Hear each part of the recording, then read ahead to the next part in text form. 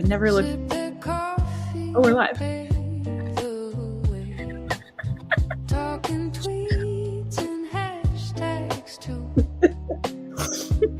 Good morning, everybody. It is Social Surge with Flying Mo. Just waiting to go live on the gram. Today we were talking about AI fatigue, or otherwise known as fatigue. AI fatigue. I've never heard that. No, that is actually, can't claim to fame that one because that actually comes from my daughter. And she was just learning how to, well, not learning how to read. She was reading books that had bigger words in them. And she said, fatigue. I was like, okay, how am I supposed to? I don't understand. And I was like, that makes sense.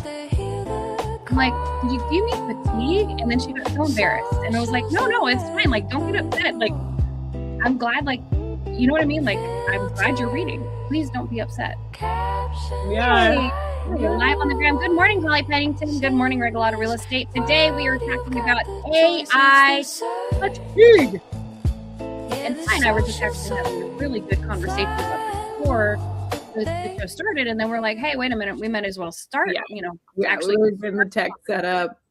So if you've been anywhere on the internet in the last, I don't know, 2 weeks, it's just like, yeah, everywhere, especially if you're on X, we're talking about OpenClaw, which was Claude then there's Moltbot, there's servers. It's just folding in on itself. It's just like, everything is happening all at once, right? And so Fly she was sharing that she had read something. So go ahead and share with the audience what you read or what you saw.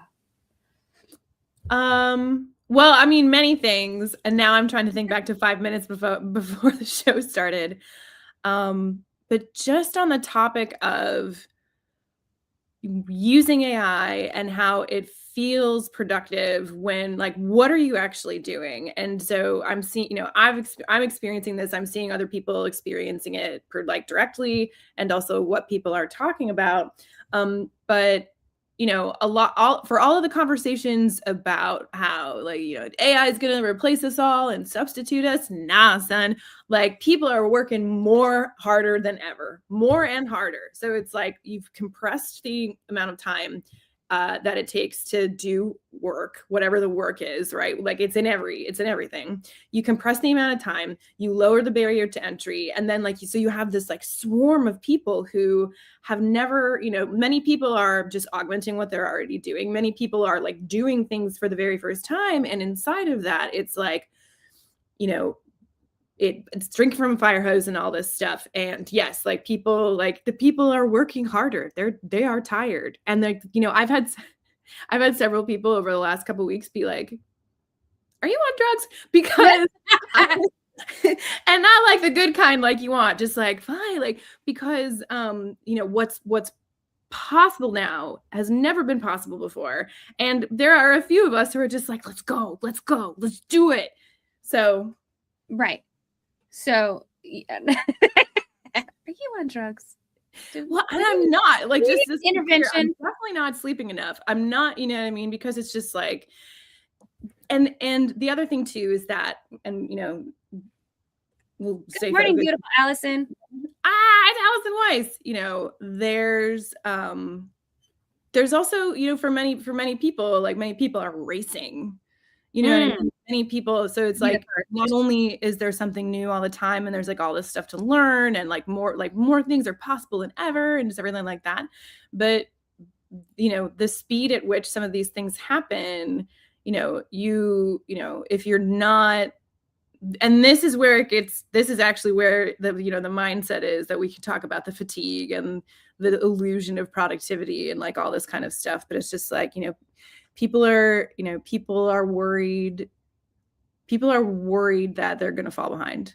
People are seeing it's so much more visible now than it was. I mean, like, AI was all over the Super Bowl commercials, right? Not only just like the companies, but also like the usage of AI and like to actually have produced the commercials. Like, the biggest, one of the biggest popular media events, on the planet, and it was covered in AI, right? You can't look away now. The normies are still waking up, like, but So, so everyone's like, oh, we got to do it now. Right. And there is a lot to do. You want to know what? Because working in this business or any business, there's a lot that, I was talking to somebody the other day who is an incredibly high power user of all kinds of AI tools and is at the forefront of the development of them. And he's like, everyone is behind.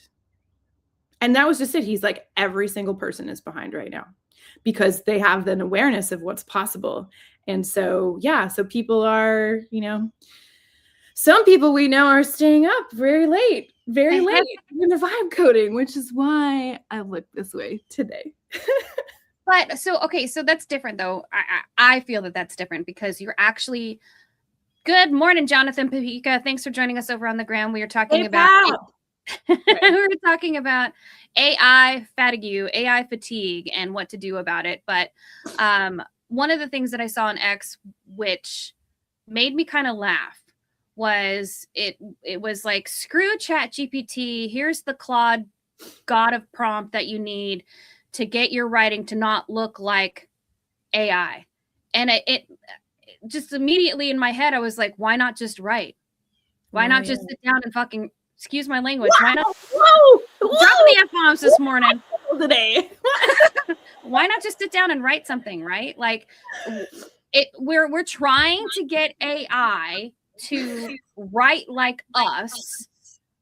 Why not just freaking write like us? Well, and then, okay. And yeah, but people are still talking about the M dash. Like Hormozy yesterday tweeted something about, he was like, and I know like it's not really him on his phone tweeting. He's got his old flywheel. It's fine. But he was like, I'm afraid of using the M dash because it's going to make me sound like AI. I'm like, how are we still talking about this?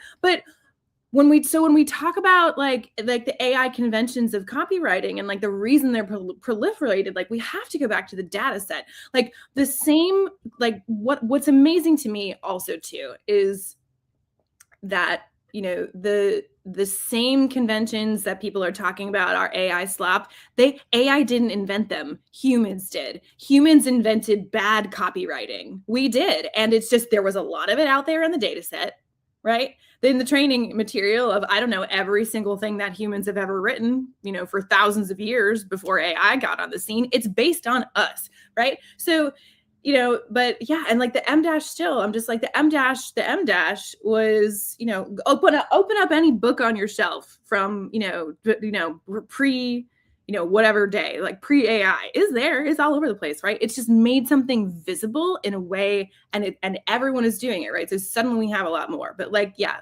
I don't know how we got here, but we're just talking about like the actual exhaustion of the language, and it's interesting that how AI is supposed to make our lives easier. And you and I were both talking about this, how people will waste an hour trying to get something to prompt properly instead of just doing the damn thing, right? Like they're trying to get it to prompt and they're wasting all of that time and they're getting bad results because either they have a bad data set or the prompt itself is bad or the language, whatever the case is. Instead of just sitting down and doing the damn thing, they've now wasted an hour to an hour and a half of their day trying to get it to work. So like, you really have to look at that whole, like, what is it? When you have like a lost cause, but you keep pouring energy into it. Fallacy. Yes. I got you. It's real. Like, and I've read a couple of things recently. I will drop links to them in the school. But like you have to build a little bit of a moat around yourself. I can't even use that word anymore now because everyone's like, there's no moat. You got to build, you got to do it. Right. All these people on X. But in the same way that you and I talk about, I love the people on X, don't get me wrong. The same way that you and I talk about, like, you have to build discipline around this, whatever this is, right? Like you open up your phone and you open up your LinkedIn and then you start scrolling or your X or whatever, like, and then suddenly it's like 45 minutes later and you're like, what did I just read? I didn't like fishbowl, right?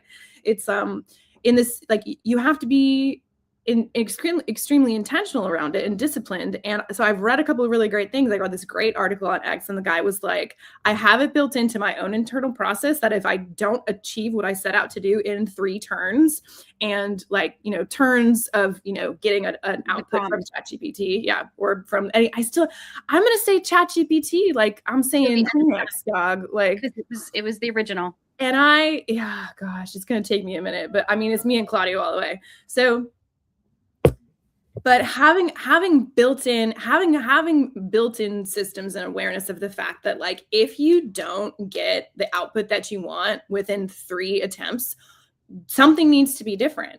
And there is more writing and awareness and knowledge coming out from, how are these, systems actually iterating? How are they working? How are they, the language, what it has surfaced now recently in the popular language is discussions about turns and tokens and APIs and all these kinds of things, right? Because people have a little bit more of a common understanding around them now. But in the same way that you, as the person doing the input, you need to give yourself some limits and define, your own processes, or else give yourself guardrails. You'll just be running around a little hamster wheel, right? And actually, there's some stuff coming out now about, usage limitations and context windows and things like that. And it's like, if you just keep pounding the hammer on that one chat thread, you're not actually, the possibility to get a better result reduces at every iteration. Cindy Bakesteam and Pro Deal Liquidations joined us over on the ground. We were talking about AI fatigue, and it's true that you can beat a prompt to death and it will start just hallucinating. It will give you some random stuff that you didn't ask for. Instead of trying to continue to get it to work, you need to understand that you need to start a new chat. And I want to remind all of our, our audience, who we're primarily talking to, is commercial real estate brokers. AI is not your job. Your job is your job. Like, your business is your business, not AI. And while I love all the things that are coming out with AI, just remember, like, that's not your job. Your job is to transact. Your job is to lease. Your job is to sell. Your job is to help somebody buy. Now, what should AI be doing? It should be supplementing you. It should be helping you. It should be taking things off of your plate. Now, a lot of the things that are happening now, people are talking about, oh, AI is doing this, AI is doing that. Really, what they're talking about is automations. It's not necessarily AI. It is, but it's not. Yeah, right. Like, it's an automation. So whether you're using Make or you're using Zapier or you're using something, I love the conversation that's happening. Like, I need this to do this. Okay, well, how do you do that? Well, you can use, like I said, you can use Zapier, which, by the way, Zapier? Is it Zapier? I saw Zapier. I don't know. And you want to know, I have something to say about that. Yeah. The big Z, but keep going. I won't derail you. I'm going to be good today. Very tired. I was just going to say that actually used to be super, pour one out for your homies back in the day. That used to be super inexpensive. And now it is super cost prohibitive, which is why you have services like Make. But talk about, like, I think we need to have a good conversation about what is an automation. What exactly does that mean when you have 2 programs talking to each other, working together, trying to create something to help you make your life easier, and then actually using AI, such as we've seen Cassandra. What is her last name? Hartford. Thank you. Space Coast. Yeah, she's really at Space Coast CRE, I believe, is her handle on X. But if you follow her journey on X, she's actually documenting what she's doing using OpenClaw. Mm-hmm. I believe it's OpenClaw. And OpenClaw was Claudebot, but they got a cease and desist. And I was asking, Topher explained it recently to me somewhere, and go check him out. He in his CRE AI studio. His entire job is staying on top of this stuff, right? And sidebar, that is like a hot thing right now. Everyone's like, oh, I'm going to be an AI advisor, right? Which I don't mean to sound that dismissively. It's a very necessary thing right now. Like, I'm doing whatever. Okay. So, but even, Claude bot, or the whole thing that like went off and like, it was a hoax, by the way, right? They like that made its own like, bot Moltbot. Facebook, all that stuff, right? That's running using Claude models, right? And so it's like, and the same thing where it's like, and this is where, this was a layer that I had really not known until about, the last 4 weeks, was really more about less about the generative, like the LLM stuff, and more on automations, agentic, stuff like that, making those connections between there, like stuff that's going through the APIs. And I was just like, I needed an API key for my OpenAI account. And I was like, oh, this is like a totally different dashboard in here than like ChatGPT and all this stuff. Yep. And I was like, this is a different it's part a of the total machine. It's an absolutely totally different like side of it, right? So when we first started doing and learning prompt engineering, Ronsley Voss had a Google Doc.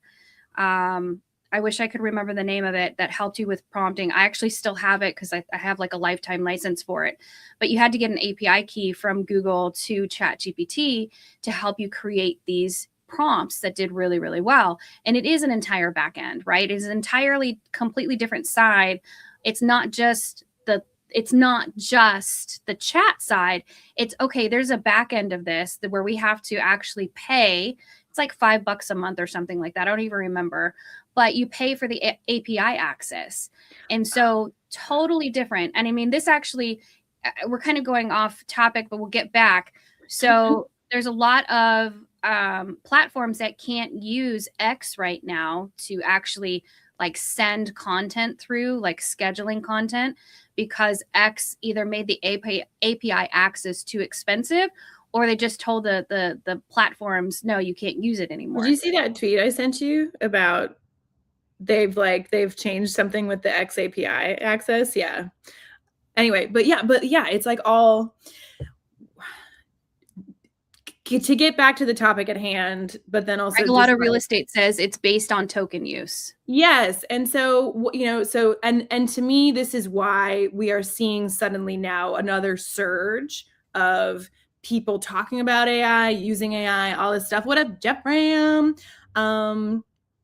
Is that, before we only had the front end, the interface of like talkie, chatty, right? That's all that we were doing. And now what they did, and this is really what sort of like cracked it open for everybody, is they made it so that you could use the same interface that you are used to using words and language to like, talk and make things happen. They put that on the back end. Right. And so now you can go to Claude Code, you can go to Claude Cowork, which I just found out is only apparently available on Apple. And they also just built it, right? Like in a week or something. It was crazy. But that stuff now, which had a pretty big barrier of access to it, Claude and Anthropic, and then even now too, like, OpenAI released Codex on the same time. And now, so I'm seeing, more conversations about, I'm going to land this, hold on, more conversations about like, oh, are you coding with Claude or are you coding with OpenAI and all this stuff? And this is why there's so much AI fatigue, because it's also exciting and there's so much happening and it's so fast and there's a million different tools that you can use, right? And there's new tools that pop up every hour. Literally. So Regalado Real Estate says each model uses tokens to run the prompts, and how efficient the model is for the project will determine how many tokens are used, and that translates into how much money you spend per automation. All right. Thank you, babe. What the heck is on it? I'm gonna read that. I'm gonna listen to that in an hour when when you can compute more of the bean juice.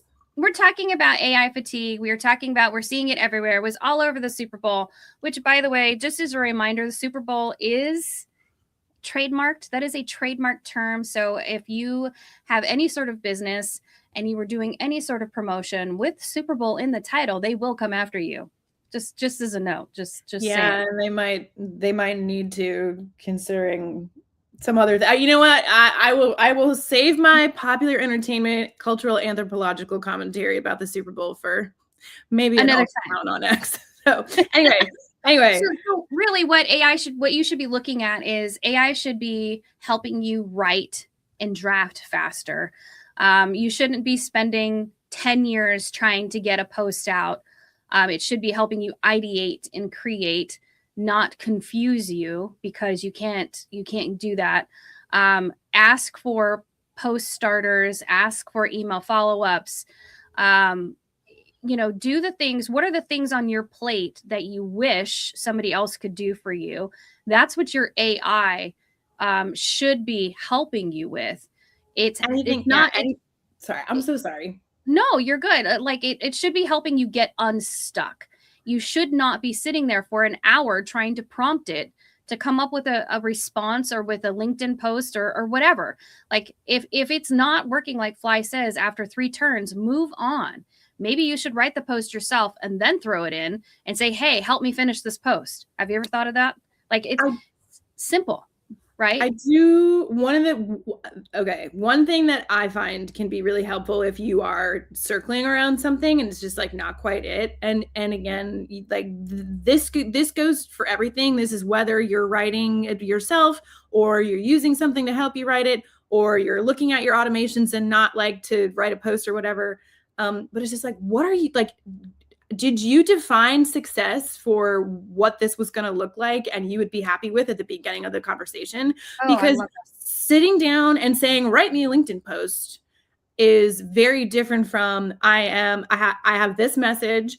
I need to reach these people. I think they care about these things, and like start the beginning of the conversation with strategy. Because if you just drop in and now like, you can get to the point, where you can just drop in like your little idea and it'll like spit it out, right? But it takes a lot of tooling. It takes a lot of, it takes some shaping to be able to do that. But out of the box, LLM needs a lot of instruction. And if you don't tell it things explicitly, it's going to start making assumptions around you.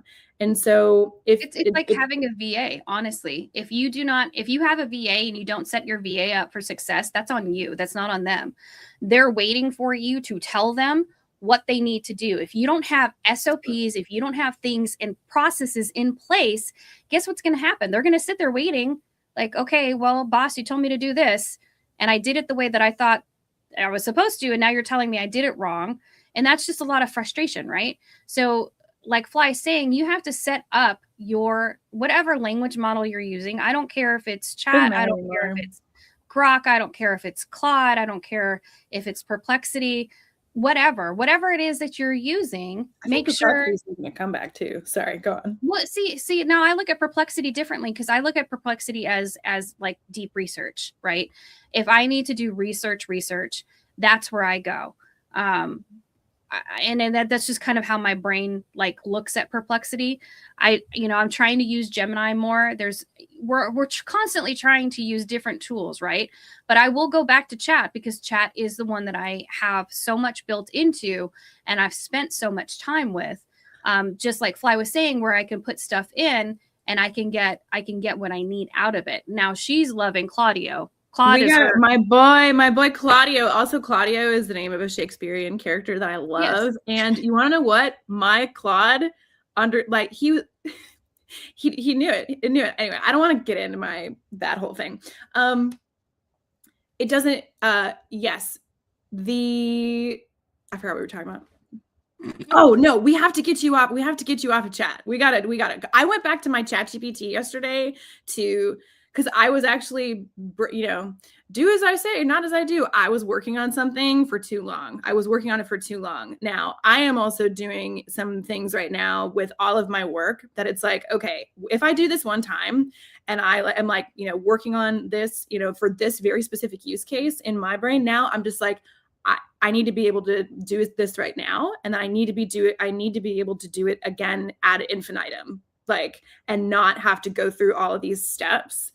But I was, unproductively looking at something, and I knew I needed to look at it a different way. And so what I just don't do what I do. But I took, and I'm on my 2 screens. I took it from Claude, I gave it to Chat, and then what Chat came back with, I was like, bro, you don't know me at all. I was like, how do we talk for 3 years and you just don't even know me? But it made you a nurse. So I'm just saying, it made you yeah, a nurse. yeah. If you didn't see, you know, the pictures go, you know, Mo is always the trendsetter, right? The, you know, the caricature, you're always first with the prompts. The caricature of, like make a caricature of me and my job or whatever. The first thing that Chat came back with at me, I look like Nurse Ratched. It's just like, I'm like, and I do kind of look like Crazy Girlfriend sometimes, just like, you need to do social media. But I was, and I asked it too. I was like, what? I was like, this is, you know, it's a little bit, it was a little unfair of me because ChatGPT didn't know the stakes that were at hand. But I really felt, I was like, why did you hallucinate this? Right. Why was this the output when you have a 3-year context window on me? And see, mine, I didn't like my caricature that it made of me. It got the bling completely correctly, and my shirt said "pitch slapped," which I thought was freaking hilarious. Oh yeah, it was great. That was so funny because that was not part of it. But what I loved about mine was what it actually explained, like how it views me. It's like I don't know, something like you're a short little Hispanic or Latina or something like that with a big attitude. I was like, yes, you get me. So mine was completely different. So I actually appreciated mine because it actually went more in depth, like character wise. I was like, damn, okay, wow, then, all right. What it said though, what I mean, and you know, you have to take everything with a grain of salt, with like a hefty grain of salt, just like, you know, big old, you know, Morton salt girl. Also, there's a big Morton salt plant in Louisiana. It's pretty cool. Anyway, I was like, why was this the output? And it said, this was the average. It said something like, you know, like the average professional woman, you know. And I was like, really? Like the average professional woman, like, well, and you want to know what? Really, truly, somebody the other day, nobody who will see this because the people that I interact with physically around me are not plugged in. But they were like, oh, have you used ChatGPT to like make a coloring page for your kid? And I was like, yep.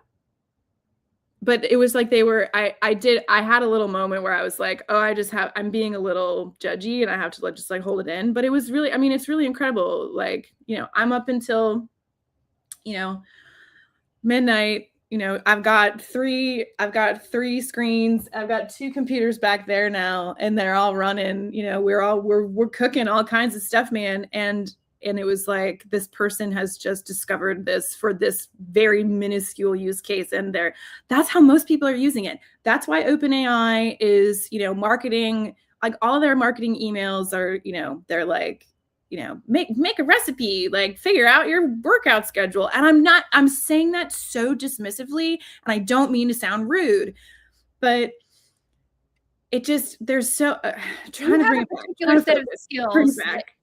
You have a particular set of skills that you're actually able to now bring to life what you have envisioned, which is what I appreciate. And I know exactly the project that you're talking about. You have a very particular set of skills and knowledge set, but you didn't have another skill set to allow you to create what you wanted to.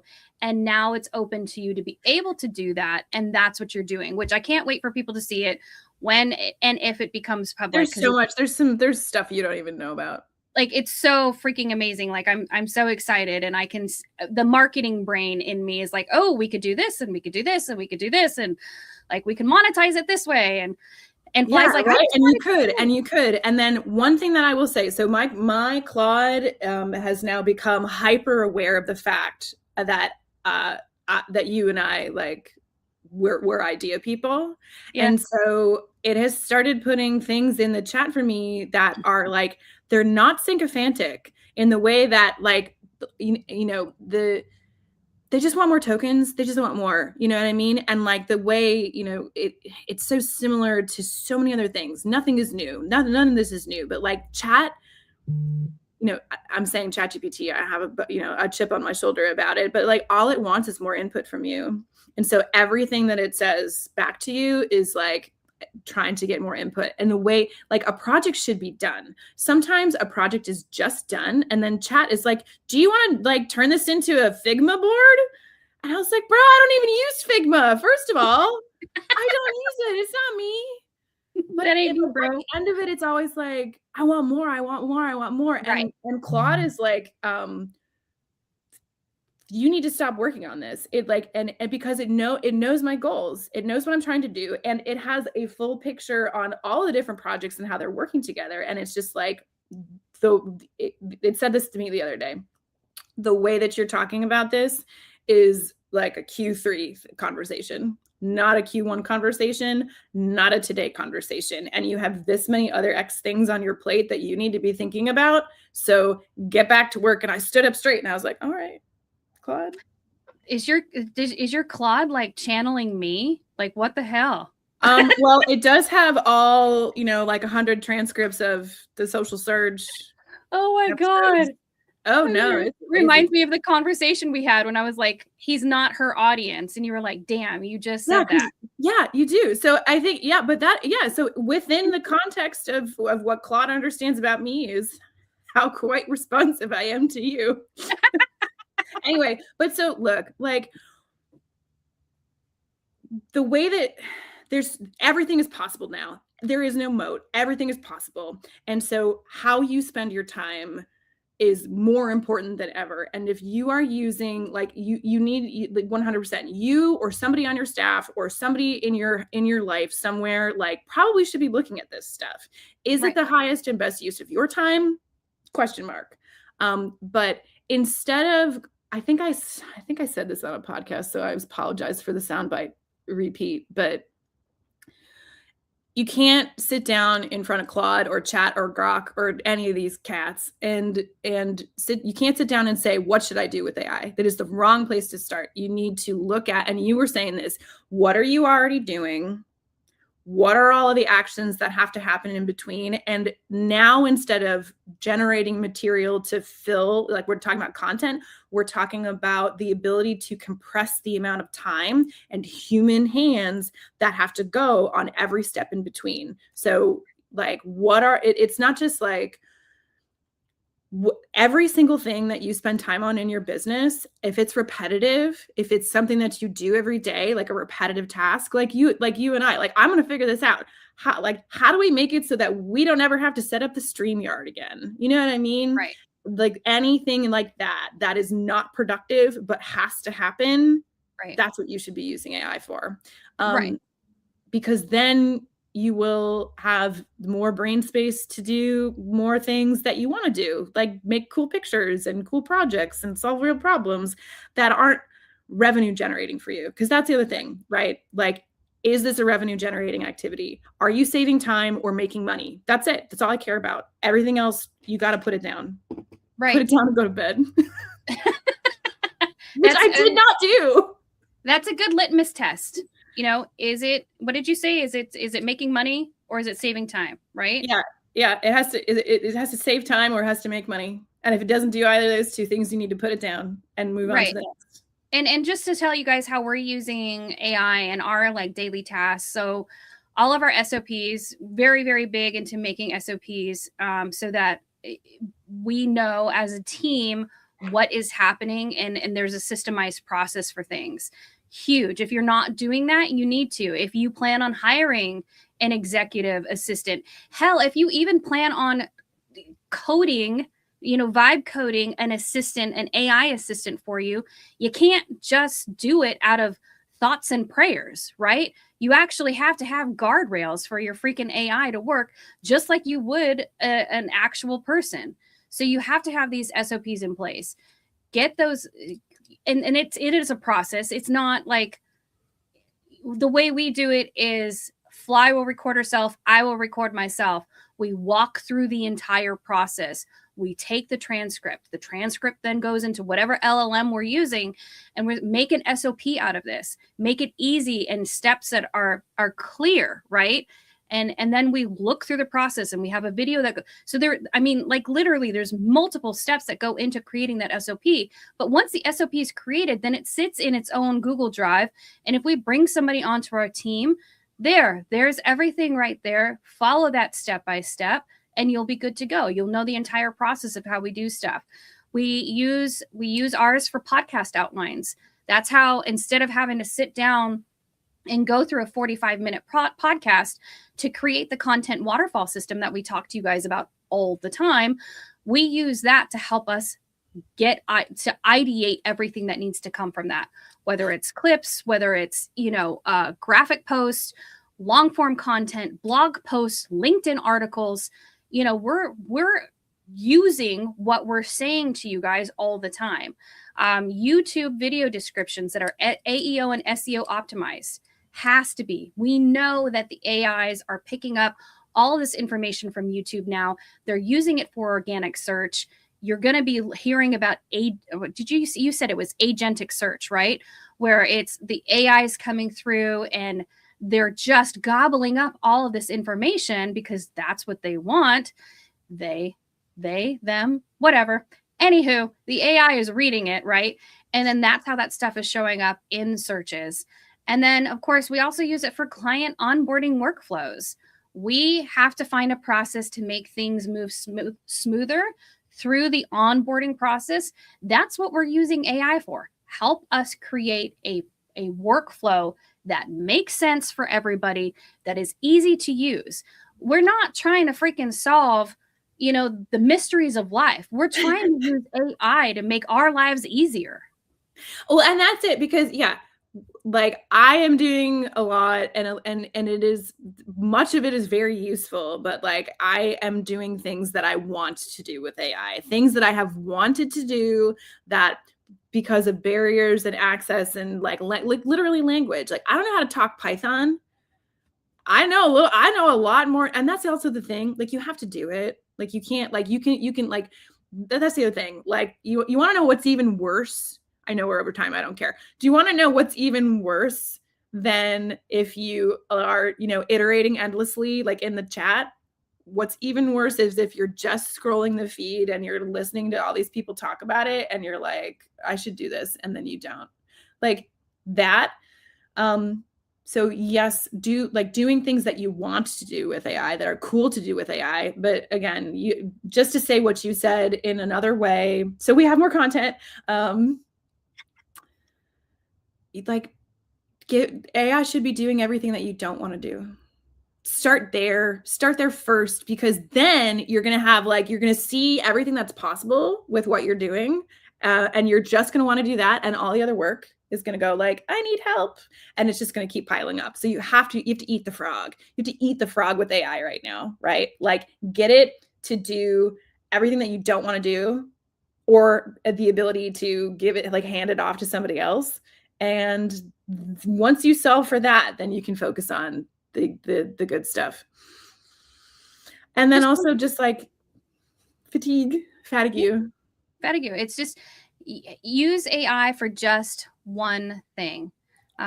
Use it to help you draft an email. Use it to help you draft a post. You start using it for conversations. One of my favorite things to do after I get off the phone with a client or I get off a call with a client, I take notes, right? So I take pictures of my notes and I upload them and get them transcribed so that I have a documentation of what I just talked about with this client. Because I'm so ADHD, I know that I've written stuff down, but I won't remember anything. And then that information goes into the client file. Yeah. I mean, that's what I'm using it for is it's once it's there, it's going into a client file so that I have a record of what we talked about, of the notes that I took, of the things that I said that I would do, or the things that I asked them to do. Because a lot of times I always ask my clients to do homework, which seems funny, but it's like, I don't have the stories that you have. So this is your homework. Your homework is to tell me 3 stories, right? Tell me something here and here and here, send me a voice memo. And then I can go back into those notes that we have in the client folder and be like, oh, hey, our last meeting, you said you were going to do this. I gave you a deadline of Friday. It's now Thursday and you haven't come up with it. So I can shoot off an email, or I can have my admin assistant, hey, can you please get them to follow up on this? And then they shoot off the email, right? So I'm very happy to be able to do that. That's how I'm using AI to make my life easier, not harder. And I'm not fly. I'm not vibe coding. I'm not doing all this stuff. What the heck is? He loves this stuff. There's stuff that he's got going on that he's working on. And then I have to stop him and go, is this the best use of your time right now? Because you're my ops manager. I need you to do this, this, this, and this, right? And it takes a moment. It takes a moment to pull back because you're so freaking excited that you're getting to work on projects that you never thought you were going to be able to do, or you're able to bring something to fruition that you didn't have the skill set that now Claude or any of these AIs are allowing you to do. But again, it comes down to, is it the highest and best use of your time? Is it making you money? Is it saving you time? So I think that's it. I think that's it. I think we should be done before I start yapping again because I have a lot to say. Don't stay up until 2 a.m.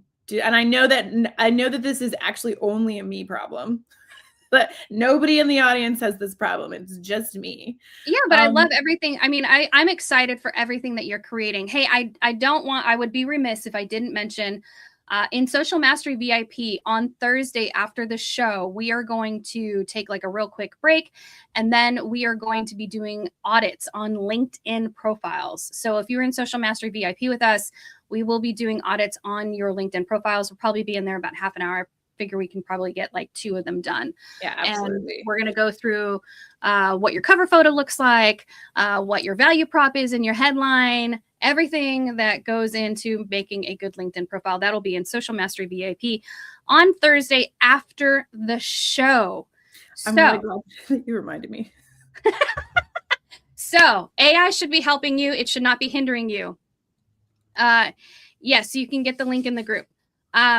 If you are having AI fatigue, it's okay. Just remember, you need to step back. And if it's taking too long to do something and it's not saving you time and it's not making you money, you need to step away, right?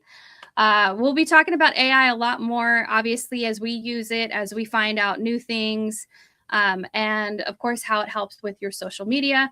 It's Fly and Mo with Social Surge. We'll be back here on Thursday. See ya, everybody.